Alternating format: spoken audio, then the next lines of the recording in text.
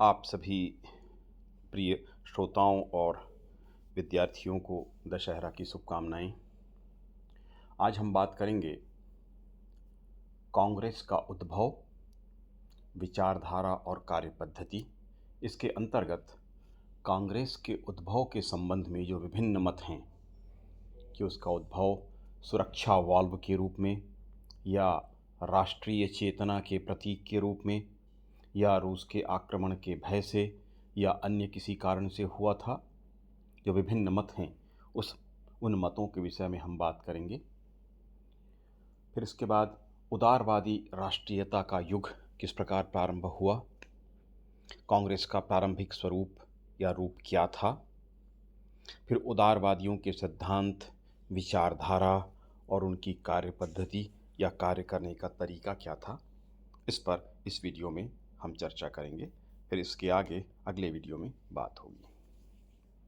कांग्रेस का उद्भव, इसके संबंध में जो विभिन्न मत हैं, कांग्रेस के जन्म को लेकर के बहुत सारे मत व्यक्त किए जाते हैं। अलग अलग विरोधी, परस्पर विरोधी मत व्यक्त किए जाते हैं कि उसका उद्भव क्यों हुआ था, उसके मूल में कौन कौन से कारण जिम्मेदार थे। तो अलग अलग मत हैं, अलग अलग दृष्टिकोण से, कि अंग्रेज चाहते थे, उनकी जिम्मेदारी थी, या भारतीय राष्ट्रवादी जो चाहते थे, या दोनों मिलकर दोनों ने योगदान किया, उस पर हम बात करते हैं। पहला मत इसमें आता है सुरक्षा नली के रूप में। लाला लाजपत राय और सर विलियम वेडरबर्न इस मत को स्वीकार करते हैं। कांग्रेस की स्थापना सुरक्षा नली अथवा सुरक्षा वाल्व के रूप में की गई थी। अंग्रेजों के अत्याचार, शोषण, विशेषकर लॉर्ड लिटन के दमनात्मक कार्यों से भारत में असंतोष बढ़ता जा रहा था। इस असंतोष को बड़ी गहराई से अनुभव कर रहा था वह व्यक्ति था ह्यूम, जो कि पूर्व में गृह सचिव रह चुका था। और ऐसा बताया जाता है कि पुलिस की गुप्त रिपोर्ट जो होती है, क्योंकि वह गृह सचिव के पद पर था, इसलिए गृह विभाग के अंतर्गत पुलिस विभाग आता है। पुलिस में आपको मालूम होगा, गोपनीय रिपोर्ट, जनता की स्थिति के बारे में कोई षड्यंत्र हो रहा हो उसके बारे में रिपोर्ट तैयार किया जाता है। उसको पढ़ने का इसको अवसर मिला था ह्यूम को। तो उसको आंतरिक भूमिगत जो षड्यंत्र चल रहे थे, जो असंतोष भीतर भीतर भारतीय जनता में था 1857 की क्रांति के पश्चात, उसके बारे में पर्याप्त जानकारी थी। इसलिए ऐसा कहा जाता है कि ह्यूम को इस बात का डर था कि अचानक कोई बड़ा विस्फोट न हो जाए, जैसा कि 1857 की क्रांति के समय हुआ था। तो उससे वह बचाना चाहता था कि ऐसा विस्फोट अंग्रेजों को न झेलना पड़े, ऐसा विद्रोह अंग्रेजों को पुनः न झेलना पड़े। इसलिए वह चाहता था कि एक ऐसा मंच भारतीयों को दे दिया जाए जहाँ पर वो अपनी बात रख सकें, और उनकी जो भड़ास है, उनके भीतर जो विरोध की भावना है, उस मंच में बोलकर या मांग करके शांत हो जाए, और वह बात अंग्रेजों तक पहुंच भी जाए कि कैसी मांग, कैसी सोच भारतीयों की है, इसकी जानकारी उनको हो जाए। लाला लाजपत राय ने 1916 में प्रकाशित यंग इंडिया के एक लेख में सुरक्षा वाल्व की चर्चा करते हुए लिखा था। क्या लिखा था? कांग्रेस की स्थापना का उद्देश्य राजनीतिक स्वतंत्रता प्राप्त करने से कहीं अधिक यह था कि उस समय ब्रिटिश साम्राज्य का आसन्न खतरों से उसे बचाया जा सके। कांग्रेस के लिए ब्रिटिश साम्राज्य के हित पहले स्थान पर थे और भारत के हित दूसरे स्थान पर थे, ये उन्होंने लिखा। रजनी पामदत्त भी के अनुसार जो लिखा गया है, अंग्रेज सरकार की सीधी पहल और मार्गदर्शन में कांग्रेस अस्तित्व में आई थी। सीधे अंग्रेजी सरकार के पहल के साथ ये आई थी, ये उनका कहना है। उनके अनुसार ह्यूम ने तत्कालीन वायसराय लॉर्ड डफरिन से मिलकर एक गुप्त योजना तैयार की ताकि ब्रिटिश विरोध और उससे उपजे जन असंतोष का सामना किया जा सके। कांग्रेस का उपयोग एक अस्त्र के रूप में किया गया था, यानी कांग्रेस की स्थापना सुविचारित रूप से अपनी रक्षा के लिए अंग्रेजों ने किया। सुरक्षा वाल्व, जैसे कुकर में वाल्व लगा होता है, अधिक प्रेशर होने पर, प्रेशर कुकर आप जानते होंगे, तेज आवाज़ के साथ हवा बाहर निकल जाती है और विस्फोट से कुकर बच जाता है। इस रूप में किया गया, ये कहने का मतलब है। C.F. एंड्रूस, गिरिजा मुखर्जी तथा M.S. गोलवलकर ने भी सुरक्षा वाल्व की परिकल्पना को स्वीकार किया है। R.C. मजूमदार और ताराचंद भी इसे तथ्य के रूप में मानते हैं कि कुछ सच्चाई तो इसमें अवश्य थी, ये उनका भी कहना है। कांग्रेस की स्थापना तथा कार्यप्रणाली का विशिष्ट अध्ययन जिन लोगों ने किया, उनमें नाम हैं सतपाल और प्रबोध चंद्र। इन्होंने भी अपने शोधों में लाला लाजपत राय के इस दृष्टिकोण की पुष्टि की है। उनका मानना है कि कांग्रेस की स्थापना ह्यूम ने अंग्रेजी राज्य की रक्षा के लिए की थी। जहां सरकार असफल हो गई, ह्यूम के द्वारा मृदु शब्दों में, नरम शब्दों में सुखद वादों का प्रयोग किया गया। ह्यूम का कांग्रेस की स्थापना में जो भी विचार रहा हो, फिर भी यह तो स्वीकार किया ही जाता है कि उसने एक महान कार्य किया था। उसके कार्य से भारत के राष्ट्रीय आंदोलन को एक संगठित अखिल भारतीय मंच प्राप्त हो गया। एक मंच मिला जिस मंच में भारतीय इकट्ठे होकर बुद्धिजीवी लोग अपनी बात रख सकते थे, सरकार से मांग कर सकते थे, ये उनका कहना है। गोपाल कृष्ण गोखले ह्यूम के इस कार्य का स्वागत करते हुए लिखते हैं, उस समय किसी भी भारतीय नेता का व्यक्तित्व इतना ऊंचा नहीं था कि वह इस कार्य को संपादित कर सकता। इनका कहना है, कोई नेता इतना बड़ा नहीं था कि वो इस तरह की कोई स्थापना का कार्य कर सके। यदि करने का प्रयास करता तो ब्रिटिश शासन उसे संपन्न नहीं होने देती।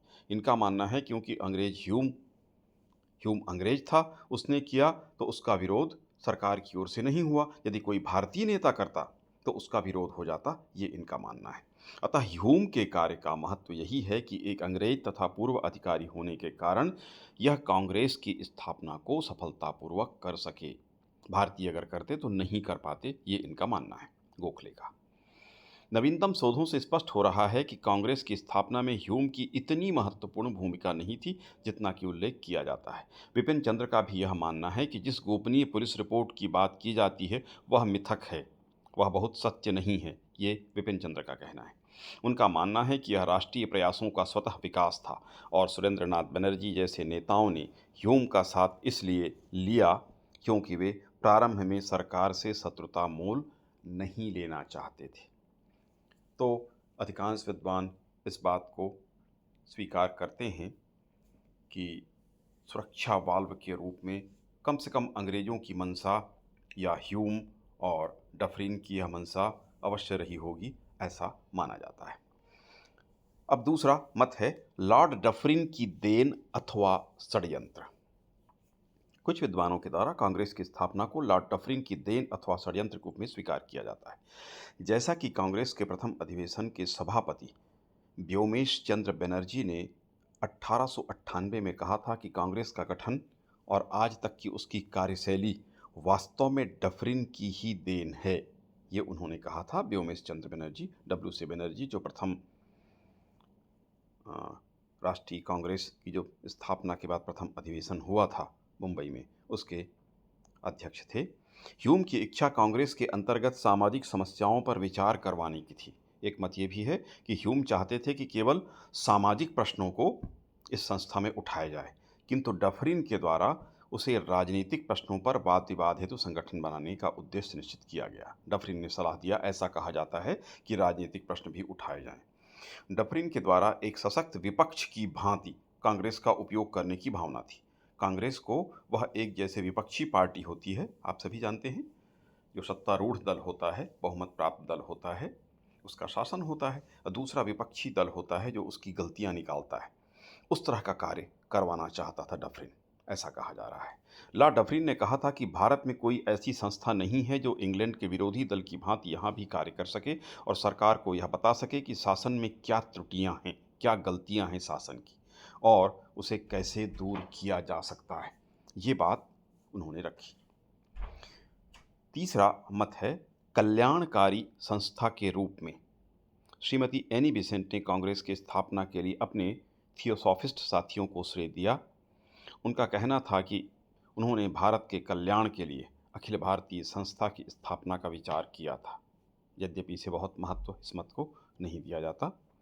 रूस के आक्रमण के भय से बचाव हेतु इस समय रूस के आक्रमण का खतरा उत्पन्न हो गया था। नंदलाल चटर्जी इस मत को रखते हैं 1950 में विचार व्यक्त किया था कि कांग्रेस की स्थापना रूस के आक्रमण के भय से बचाव के लिए किया गया था। रूस ने 1884 में मर्व के क्षेत्र तक आक्रमण किया था। 1885 ईस्वी में पंचदेह, ये अफगानिस्तान का इलाका था, यहाँ पर अधिकार कर लिया था। इससे इंग्लैंड में भारतीय साम्राज्य के प्रति चिंता व्याप्त हो गई थी, भय व्याप्त हो गया था। इंग्लैंड को यह डर लगने लगा था कि रूस भारत के क्षेत्र पर आक्रमण कर सकता है। लगातार इंग्लैंड के लोग, राजनीतिज्ञ, इस बात से भयभीत रहे थे कि रूस, क्योंकि एशिया का भी देश था यूरोप के होने के साथ साथ, तो वह इस क्षेत्र पर आक्रमण कर सकता है, क्योंकि इस ओर वह आगे बढ़ रहा था। इस कारण से उनको खतरा उत्पन्न हो गया था। इसलिए उन्होंने उस खतरे से बचाव के लिए वो भारतीयों का साथ चाहते थे। इसलिए एक राजनीतिक संगठन बनाकर, स्वामी भक्त संगठन बनाकर अपने पक्ष में भारतीय जनता को मोड़ने का प्रयास उन्होंने किया। इसलिए उन्होंने ऐसा किया, ऐसा वो कह रहे हैं।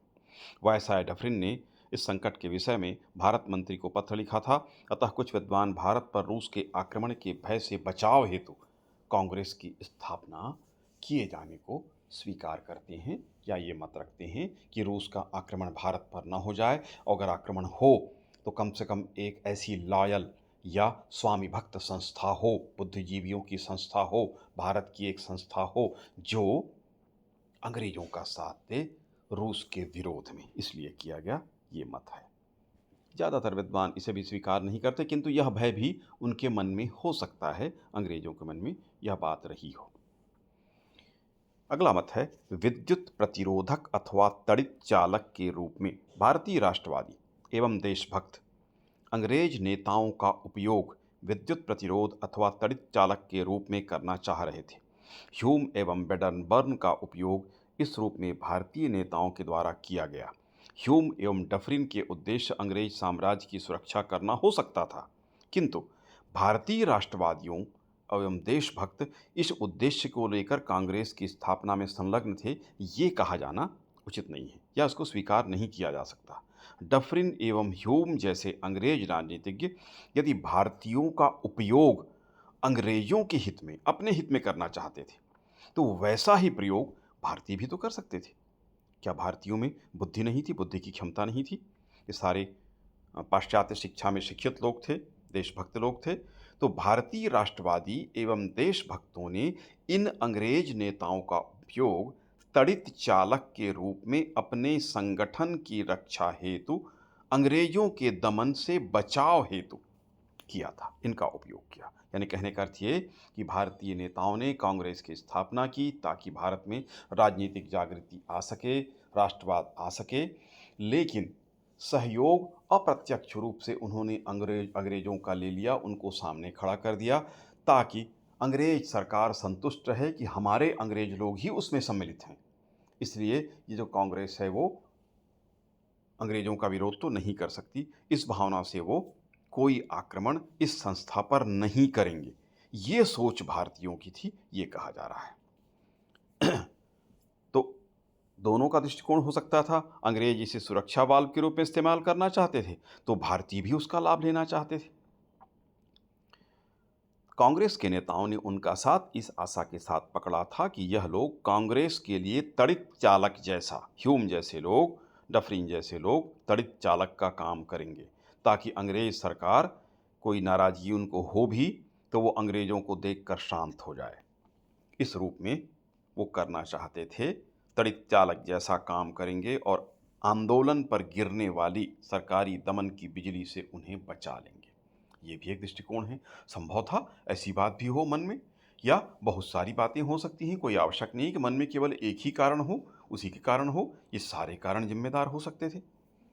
राष्ट्रीय चेतना के प्रतीक के रूप में अधिकांश विद्वान इस मत से सहमत हैं कि यह महत्वपूर्ण कारण था। कांग्रेस की स्थापना भारत की राष्ट्रीय चेतना के विकास का स्वाभाविक परिणाम थी। क्योंकि राष्ट्रीय चेतना का विकास हुआ था, इसलिए भारतीय लोगों ने एक राष्ट्रीय मंच की स्थापना का प्रयास किया। 1857 की क्रांति के पश्चात राजनीतिक जागरूकता एवं राष्ट्रीयता की भावना भारत में विकसित हो रही थी। इस पर हम चर्चा कर चुके हैं। भारतीय जनता राजनीतिक रूप से जागरूक हो गई थी। राजनीति में सक्रिय बुद्धिजीवी राष्ट्रीय हितों पर विचार करने लगे थे तथा यह आवश्यकता महसूस करने लगे थे कि राष्ट्रीय हित की दृष्टि से काम करने वाले राजनीतिक कार्यकर्ताओं को एक मंच मिले, ऐसी सोच भारतीय राजनीतिज्ञों में थी। यह कार्य एक अखिल भारतीय संगठन के माध्यम से हो सकता था। विपिन चंद्र लिखते हैं, 1885 के आते आते एक अखिल भारतीय राजनीतिक संगठन का जन्म अवश्यंभावी हो गया था। यानी जन्म होना लगभग तय था, एक ऐतिहासिक जरूरत बन गई थी, ऐसा वो कह रहे हैं। सुरेंद्रनाथ बैनर्जी लिखते हैं कि कांग्रेस की स्थापना 1885 से पहले के कुछ वर्षों से देश में चल रहे राजनीतिक कार्यकलाप और गतिविधियों की स्वाभाविक परिणति थी। ये भी उसी बात को रख रहे हैं कि इस तरह की परिस्थितियां बन ही गई थीं कि कांग्रेस की स्थापना होती या किसी एक राष्ट्रीय मंच की स्थापना होती।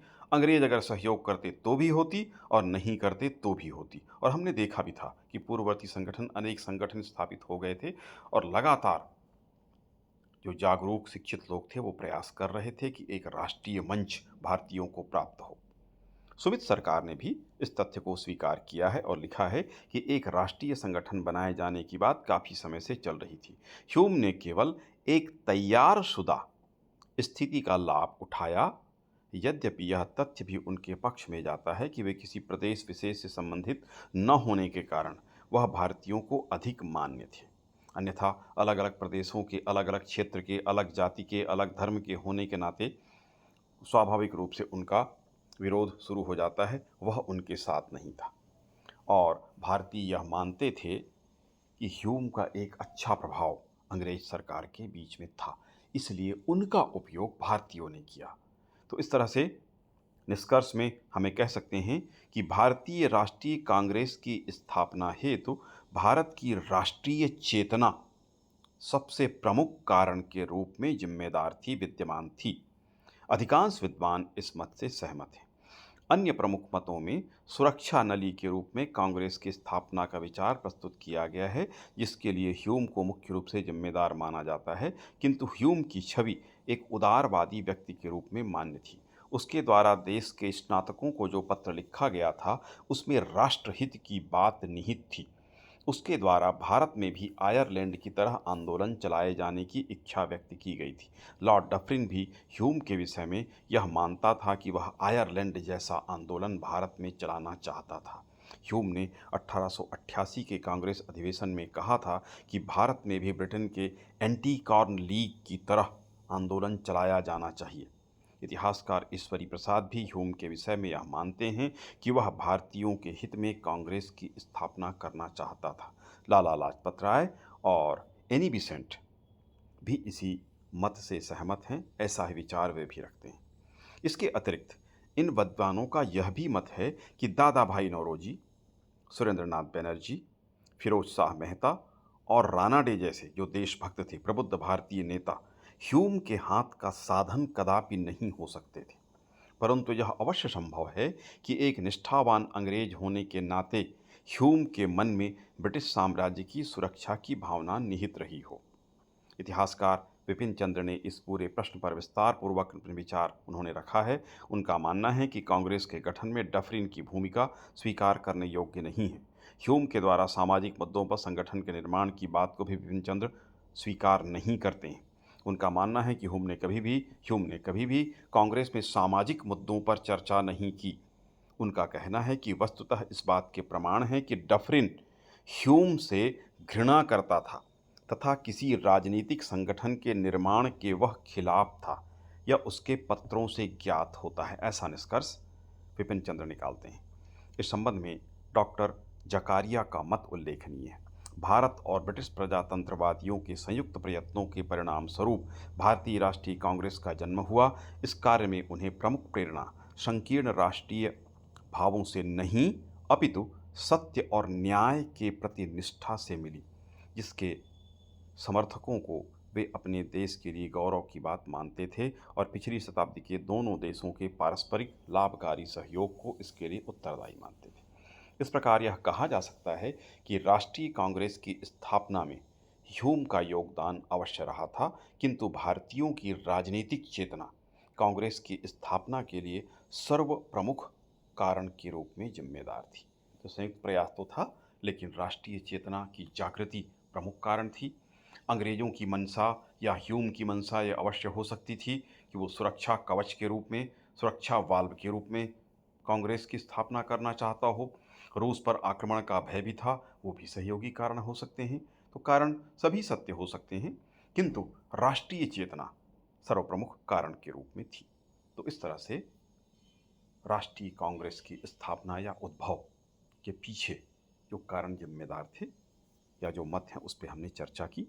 अब हम देखेंगे भारत में उदारवाद अथवा नरम राष्ट्रीयता का युग 1885 से 1905 तक चला। ये आरंभिक 20 वर्ष हैं कांग्रेस के, जो उदारवादी युग के नाम से जाने जाते हैं। कांग्रेस के उद्देश्य और कार्य पद्धति का विश्लेषण किया जाए तो स्पष्ट हो जाता है कि प्रारंभिक जो 20 वर्ष थे उसमें उदारवादियों का प्रभाव था। इनमें जो प्रमुख नेता थे, सुरेंद्रनाथ बनर्जी, दादा भाई नौरोजी, फिरोज शाह मेहता, गोपाल कृष्ण गोखले, दीन सावाचा, तेलंग बदरुद्दीन, गोपाल कृष्ण गोखले, चंदावरकर, सुरेंद्रनाथ बनर्जी, आनंद मोहन घोष, रानडे इस युग के प्रमुख उदारवादी नेताओं में से थे। उन्हें जिन अंग्रेजों का सहयोग मिला था उनमें हमने चर्चा की ह्यूम, वेडरबर्न, यूल और नॉर्टन जैसे उदारवादी यूरोपीय नेता या अंग्रेज नेता थे, जो कांग्रेस जो उदारवादी थे या कांग्रेस की स्थापना से लेकर उनके सहयोग में लगे हुए थे। उदारवादी नीति के बारे में बात कर लेते हैं। कांग्रेस अपने प्रारंभिक दिनों में इसने उदारवादी नीति का अनुसरण किया। उदारवादी नेता इस नीति को उदारवाद और संयम का नाम देते थे। ब्रिटेन की सरकार पर उनको पूरा विश्वास था, उनकी न्यायप्रियता पर उनको पूरा विश्वास था।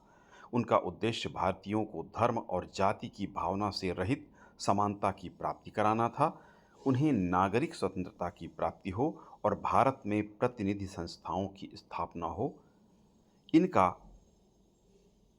विश्वास था कि क्रमिक सुधार हो, एकदम से क्रांतिकारी परिवर्तन ये उदारवादी नहीं चाहते थे। क्रमिक विकास पर ये विश्वास करते थे। संवैधानिक सुधारों पर इनका विश्वास था। वह इंग्लैंड की सरकार और इंग्लैंड की जनता के सहयोग से प्राप्त होगा, ऐसी इनकी मान्यता थी। ब्रिटिश को वो अपना सहयोगी मानते थे। 1890 में एक प्रतिनिधिमंडल भी इनके द्वारा, उदारवादियों के द्वारा, इंग्लैंड की सरकार और जनता को भारतीय समस्याओं से परिचित कराने के लिए भेजा गया था। कांग्रेस के द्वितीय अधिवेशन में वायसराय लॉर्ड डफरिन ने स्वयं प्रतिनिधियों का स्वागत किया था।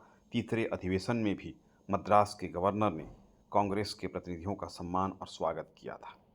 अब हम देखेंगे कांग्रेस का प्रारंभिक स्वरूप क्या था। प्रारंभिक काल में कांग्रेस मध्यम वर्गीय बुद्धिजीवियों का इसमें वर्चस्व था, जिनमें साहित्यकार, पत्रकार, वकील, डॉक्टर और समृद्ध व्यापारी भी इसमें सम्मिलित थे।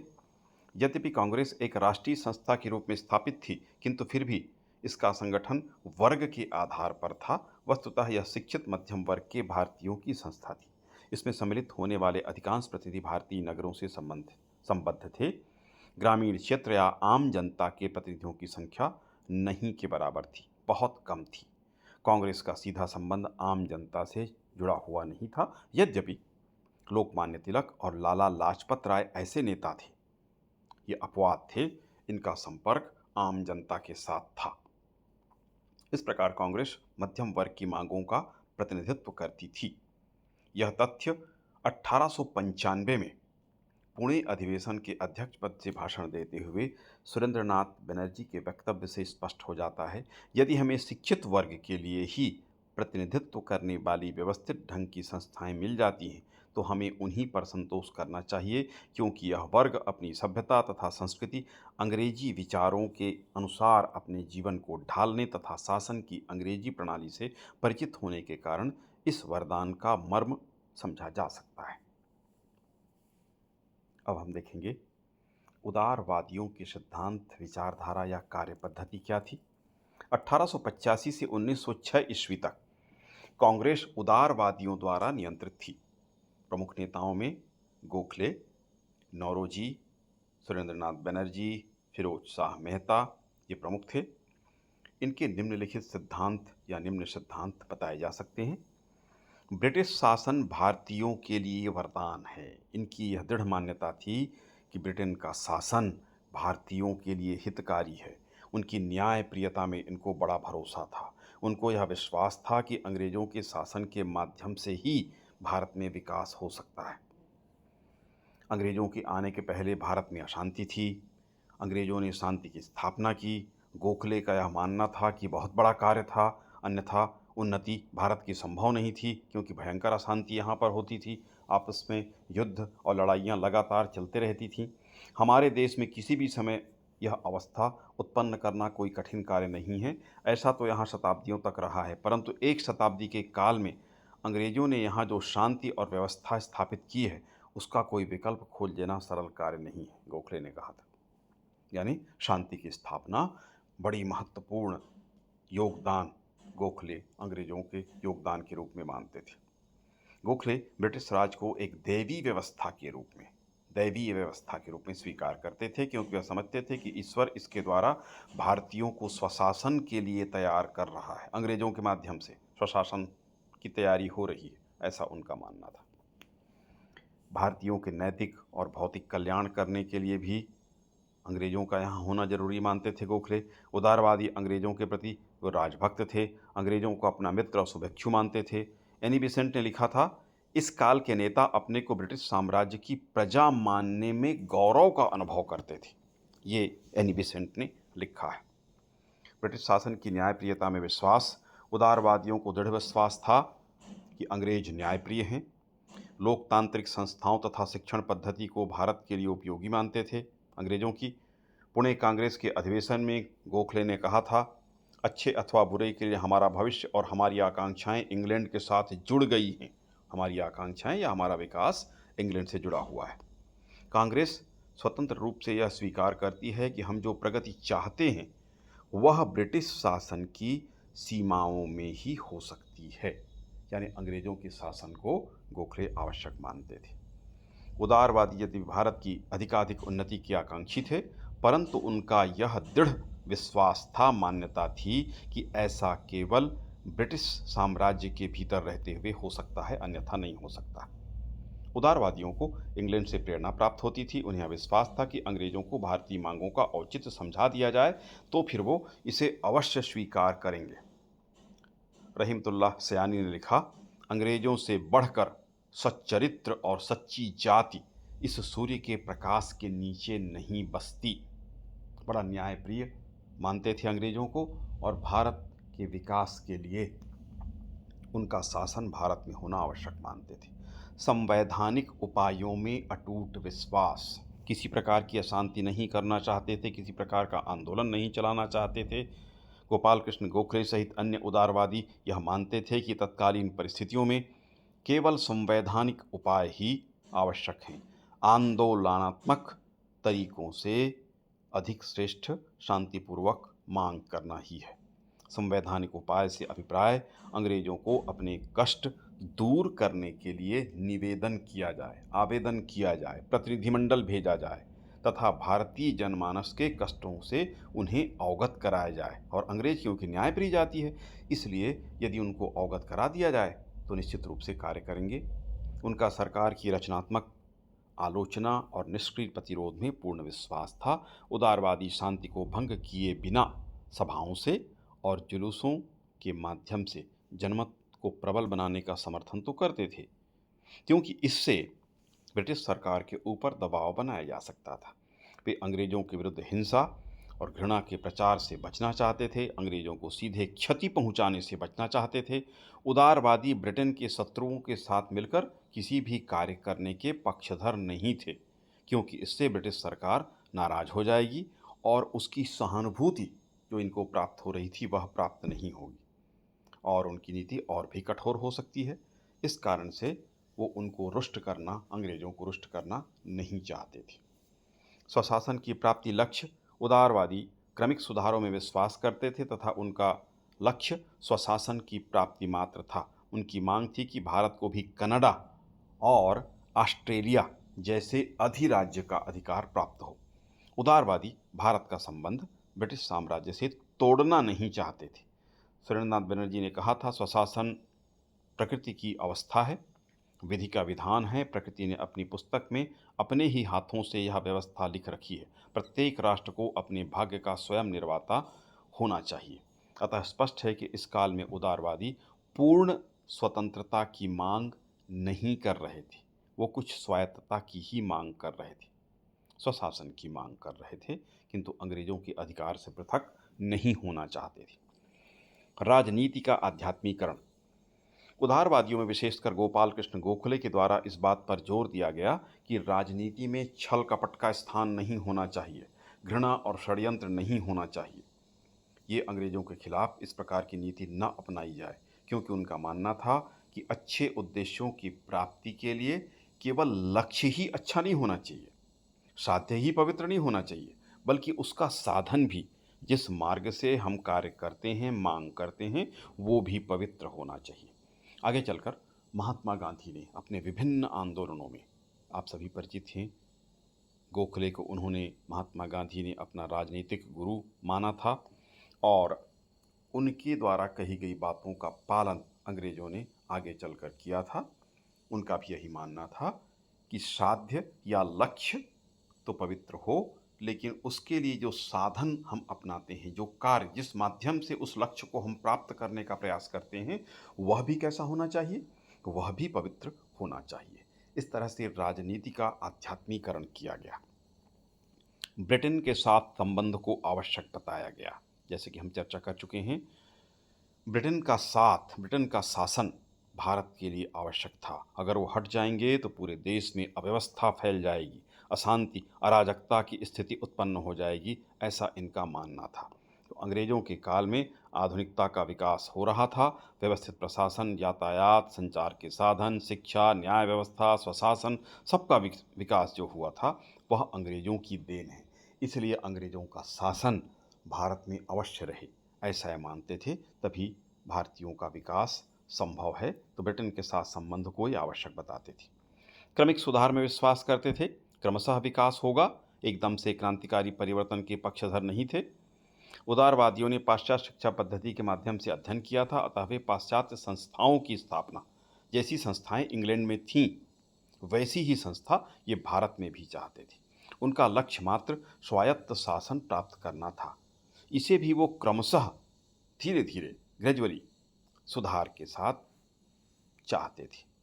क्रमशः इसका विकास हो, जैसे तात्कालिक रूप से परिषदों में, स्थानीय स्वायत्त संस्थाओं में और रक्षा सेवाओं में सुधार से संतुष्ट थे। ब्रिटिश शासन के प्रति राजभक्ति। कांग्रेस के उदारवादी ब्रिटिश शासन के प्रति राजभक्त थे। कांग्रेस की स्थापना डफरिन के परामर्श से की गई थी। कांग्रेस के उदारवादी नेता इंग्लैंड के इतिहास और संस्कृति से बहुत प्रभावित थे। वे अंग्रेजों को अपना मित्र मानते थे। उनका विश्वास था कि कालांतर में ब्रिटिश उदारवादी परंपराओं के अनुसार उन्हें स्वशासन की प्राप्ति हो जाएगी। 1898 में अध्यक्ष पद से आनंद मोहन घोष ने घोषणा की थी कि शिक्षित वर्ग इंग्लैंड का शत्रु नहीं, अपितु उसके सम्मुख बड़े कार्य में उसका प्राकृतिक और आवश्यक सहयोगी है। उदारवादियों का विश्वास था कि भारत के विकास में बाधा भारतीय पिछड़ापन तथा प्रतिक्रियावादी नौकरशाही थी। वस्तुतः वे ब्रिटिश शासन, प्रशासन, परंपराओं तथा विचारधारा के प्रबल समर्थक थे। उनमें अटूट राजभक्ति की भावना थी। आगे चल के हम देखेंगे किस प्रकार से उग्रवादी और उदारवादी दो विचारधाराएं कांग्रेस में थीं।